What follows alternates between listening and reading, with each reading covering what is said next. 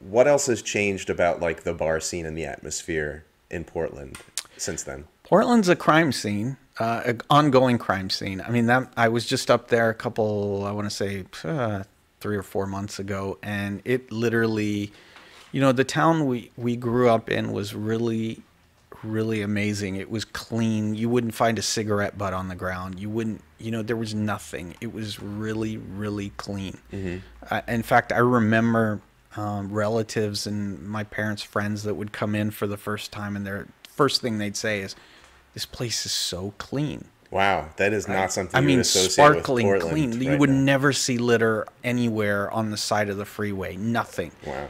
And now you go and it's complete disaster. I mean, it looks like a big garbage dump, and people are living in the middle of it. What do you think caused this like massive transition?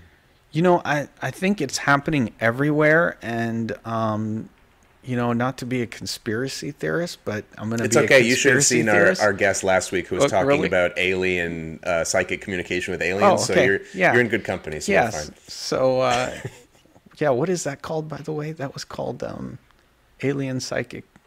Okay, can't remember the name for that. Remote viewing, right? That's Remote- what that's I what think it's that called. is- that's exactly what we yeah, talked that's about, what yeah. it's called. Yeah. So, honestly, I think there's some kind of agenda. If it's up to me, I would say there is some kind of end game that's being played out. Now, when you say that, Yeah. are you talking about like the powers that are like behind the Yeah. scenes and like the whatever, the World Economic Forum and the Yeah, Rothschilds? so- Like who exactly. was doing So this? What are we talking about? here's my understanding from the readings I've had. I think that there are probably, I would say, about 100 families that are well-to-do families, generational money. People who hang out at Davos and Yeah, they are in the background, right? Mm-hmm. They are in the shadows. You don't see them, you don't hear from them, but they are the puppet masters, right? Mm-hmm. And they feed the money that they get or make into the politicians. Mm-hmm. And those politicians have their agendas at hand, in their best interest. Mm-hmm. And that's what's happening. Okay, so wait, so let's run with the Yeah, puppet yeah. master Sure. theory for a second. Yeah. What would be the motivation of wanting to destroy a beautiful, clean little hamlet like Portland? I mean, there's always, right? If you're not living in it, what do you care? Mm-hmm. If you're up in the Hamptons and in a castle on 100 acres, what the hell do you care what happens in Portland? Mm. But if it lines your pockets for more generational money, So how does filling Portland with garbage line the pockets of oligarchs? yeah. So I'm gonna pick apart your theory, but no, I enjoy absolutely. it. Please do so. No, this is my just because I don't know what the end game is or what they stand to benefit. Mm-hmm. I do not know, other than they're satanic and they just love chaos. Right? So you think it's literally just the forces of chaos and entropy that are like more in control now? Yeah, than they used to be. Right? You can't go down the street. Now, granted, we see it on the news, right? Some person's walking down the street and they just get stabbed for no reason whatsoever. Mm-hmm. Now, is that always happened and we're just seeing it on the news to propagate that kind of, message? Or is that new? I don't know. I mean, again, I'm not an expert in crime statistics. I do know that pre-pandemic, it was one of the statistically safest times that it's ever been, just in terms of like the overall rate of crime. Certainly what you say is true, that we see everything via Twitter and all of these live streaming services, we see everything that's happening everywhere in the world. Right. And I think in part, humans are not built to emotionally process dealing with everyone's grief everywhere in the world all at once. Right.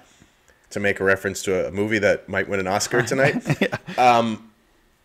So we're just kind of more aware, even though the incidences of this stuff might be lower overall, and we might live in the most safe world that we've ever lived in, but we're all kind of filled with anxiety over being aware of everything that's going on all the time. And is that what they're trying to propagate? Do they want people to be in a state of anxiousness and anxiety and fear and wanting to stay home and not go out.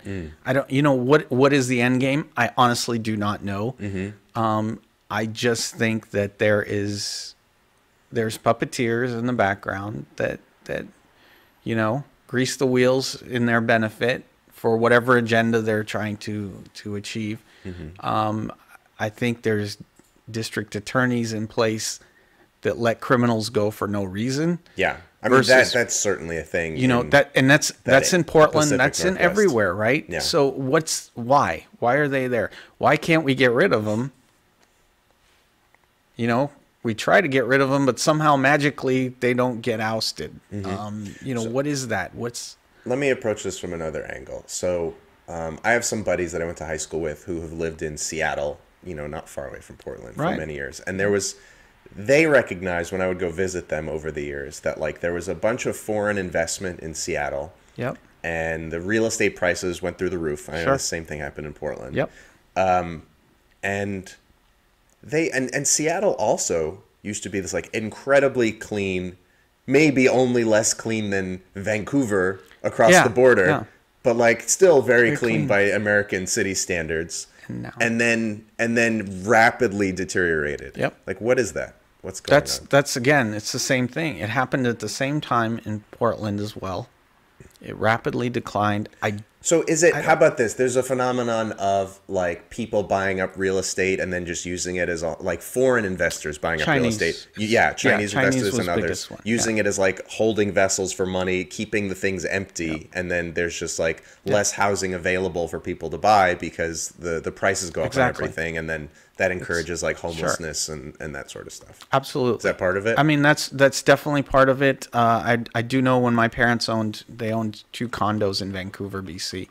And when they purchased them, this was before the Chinese started bringing money overseas.